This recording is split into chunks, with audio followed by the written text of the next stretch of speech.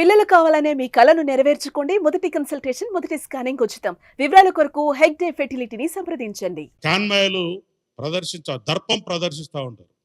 ఆ దర్పం కూడా అవసరం లేదు. సైలెంట్ పోయి ఎవరు చాలామంది ఉన్నారు. చిన్నప్పుడు మీరు ఏం సినిమాలు తీస్తున్నారండి? సమాజానికి ఉపయోగపడే సినిమాలు తీస్తున్నారా? భారతదేశ కీర్తి ప్రతిష్టలు ఇనుమడింపజేసే సినిమాలు తీస్తున్నారా? రైతు కుటుంబం సినిమా తీస్తున్నారా? లేకపోతే ఏమన్నా నర్తనశాల సినిమా తీస్తున్నారా? లేకపోతే మన సందేశాత్మకమైన సినిమాలు తీస్తున్నారా? సాగర సంగమం లాంటి ఏమన్నా? మీరు ఏం సినిమాలు తీస్తున్నారు? దొంగతనం ఎట్లా చేయాలి, లంగతనం ఎట్లా చేయాలి, ఎట్లా బారిపోవాలి? కనీసం మహిళలు అంటే మీకు గౌరవం కూడా లేదు. మహిళలు అంటే గౌరవం కూడా లేదు నీకు. ఇంతవరకు ఎవరు అడిగి ఉండడు ఈ ప్రశ్న. నువ్వు హీరోయిన్ పట్టుకుని ఏమంటావు? అరే 1000 రూపాయలు ఇస్తే అది ముద్దు వేరే అడుగురా అంటావు. ఇదే నువ్వు నేర్పించేది? ఏం నేర్పిస్తున్నావు సమాజానికి? ఒకసారి సినిమా తీసేటప్పుడు మా బిడ్డలు గరీబోళ్ళు ఎందుకు తీసి నీ 3000 5000 రూపాయల టికెట్లు కొని ఎందుకు పోవాలి? దానికి ఒక హైప్ క్రియేట్ చేస్తున్నావు. దానికి ఒక థియేటర్ లేకుండా, ఇంకొక కొత్త సినిమా లేకుండా మీరు సినిమాలను పంచుకుని టైమ్లీ నెలకొకడు సినిమా పెట్టుకోవాలి. ఆ సినిమా తప్ప ఇంకొక సినిమా ఆడద్దు. ఏముంది మీ దాదాగిరి? మీకు ఆ రైట్ ఉందా? ఒక ఉపాయం ప్రకారం నీ సినిమా తప్ప ఇంకొక సినిమా లేకుండా చేసి ప్రజలను ఆ సినిమానే ఖచ్చితంగా చూసేలా మీరు మలుపుతా ఉన్నారు. ఒక కెనాల్ వాటర్ పోతుంటే ఏ పంట పొలంలోకి మలపాలనో రైతుకు తెలిసిన లాగా మీరు దీన్ని పండించుకుంటున్నారు. సినిమా టాకీస్లా రేట్లు 100 రూపాయలు, 50 రూపాయలు, 20 రూపాయలు ఉంటుంది. ఆ రేట్లు 100 పక్కన 4 సున్నాలు, 25 పక్కన 2 సున్నాలు. ఏంటిదండి ఇది? What is this? నిన్నెవరు మేము బతిలాండమా మా కోసం ఒక ఇట్లాంటి సినిమా తీసి పెట్టని? నేను ఇక్కడి నుంచి చెప్తున్నా. నువ్వేమన్నా పారంజి సినిమాలు చూపిస్తున్నావా బాబు? ఈ దేశాని కోసం ఏమన్నా చెప్తున్నావా? అట్లాంటి సినిమాలు చూస్తే ఏమన్నా జ్ఞానం వస్తుంది. జై భీమ్ లాంటి సినిమాలు చూస్తే రాజ్యాంగం గురించి తెలుస్తుంది.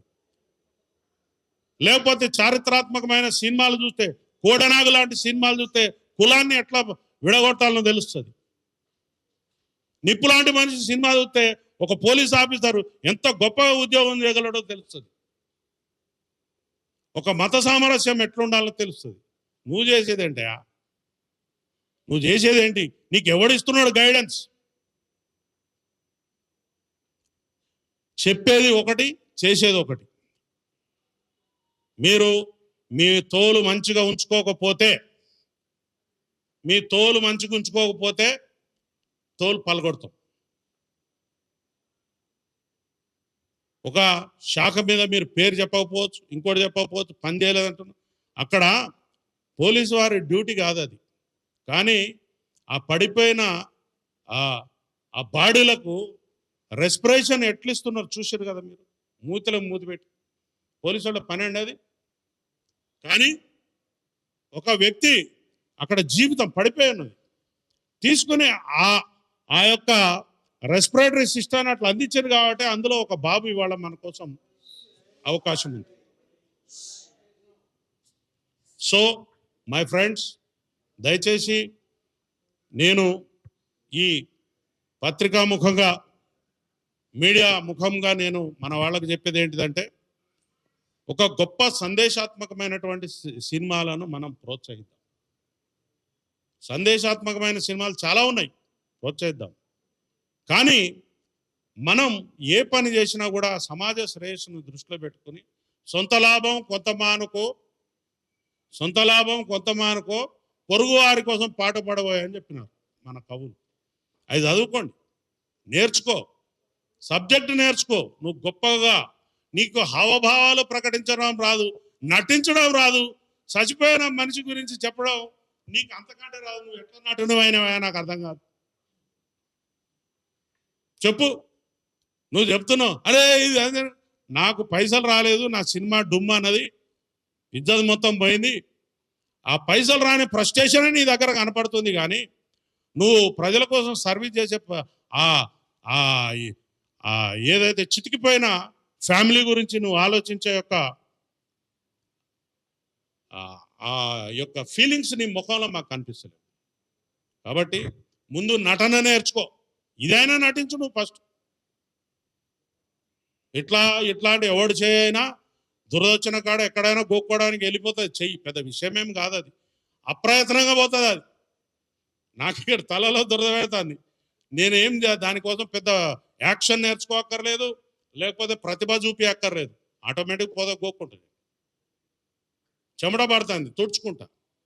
ఈ చిన్న చిన్న విషయాలు, నువ్వు మహానటుడివే, మేము కాదంటలేము, కానీ నువ్వు మా డిపార్ట్మెంట్ మీద వ్యక్తిగతంగా పోలీస్ అధికారులు నాకు చెప్పలేదు, నన్ను పిలవలేదు, నేను చెప్తే వెళ్ళిపోయేటోడిని, ఎందుకు చెప్తారు నీకు? నువ్వు తీసిమార్కానువా? నువ్వు మామూలు పౌరుడివి, నువ్వు you are a common citizen. నీకు సిటిజన్షిప్ ఇక్కడ ఉందో లేదో కూడా తెలియదు, నీ ఆధార్ కార్డు ఎక్కడ ఉందో మాకు తెలియదు. ఫస్ట్ ఆంధ్రాలో ఉందా, తెలంగాణలో ఉందా? ముందు అది డిక్లేర్ చేయమా. ఏంటి ఈ వ్యవస్థ ఏంది, నువ్వు చేసే కథ ఏంది? మా యొక్క అసెంబ్లీ సమావేశాలు నడుస్తున్నాయి, అక్కడ బ్రహ్మాండమైనటువంటి పైసలు, ప్రజల పైసలతో చర్చలు నడుస్తున్నాయి. నీ రామాయణమేంద్రా బాబు, మాది ఇక్కడ ఇది ఏంటిది? ఇక్కడ గంట సమయం ఈజ్ ఎ వాల్యుబుల్ టైం. 1 నిమిషానికి 2 లక్షలు 3 లక్షలు ఖర్చు అవుతాయి. గంట సమయం పోయింది మా అసెంబ్లీ. ఏమంటావు? అసలు నీ గురించి మేమెందుకు ఇక్కడ బాధపడాలి? పిచ్చి పిచ్చిగా నీకు ఈ తెలంగాణ సమాజం చాలా మంచిది, సౌమ్యులు, ఎవరినైనా ఆదరిస్తారు కాబట్టి మీరు ఇంకా ఇక్కడ నాటకాలు చేస్తా ఉన్నారు. కాబట్టి నేను ఒక మంచి సందేశాన్ని, ఒక సున్నితంగా మిమ్మల్ని హెచ్చరించడం కోసమే నేను ఇక్కడ వచ్చిన. మా యొక్క కుటుంబాలు 1,30,000 మంది పోలీస్ ఆఫీసర్స్, వాళ్ళ ఫ్యామిలీస్ ఒక్కసారి అడ్డం తిరిగితే ఏం జరుగుతుందో మీకు తెలియదు.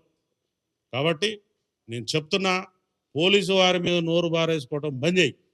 మా ఇన్వెస్టిగేషన్ సక్కలేదు, మేము సరైన సెక్షన్లు పెట్టలేదు. There is a platform. నువ్వు చక్కగా పో, చట్టం దగ్గర పో. వీళ్ళు సరి అయినటువంటి నా మీద అభియోగాలు పెట్టలేదు కాబట్టి దాన్ని రద్దు చేయించుకో. రద్దు చేయించుకున్న తర్వాత నీకు ఇంకా బాగా కసి కోపం ఉంటే వారి మీద డిఫేమేషన్ సూటి. కానీ అడ్డదిడ్డంగా పోలీస్ అధికారుల జోలికి వస్తే మాత్రం ఇందాక నేను చెప్పినట్టు కట్ అయిపోతుంది, రీల్స్ కట్ అవుతాయి. సీదా చెప్తున్నా, రీల్స్ కట్ అవుతాయి. ఇన్ని రోజులు మేము వేచి చూసినాం. సుమన్ టీవీలో మీ పర్సనల్ అండ్ బిజినెస్ ప్రమోషన్స్ కోసం కింది నెంబర్కి కాంటాక్ట్ చేయండి.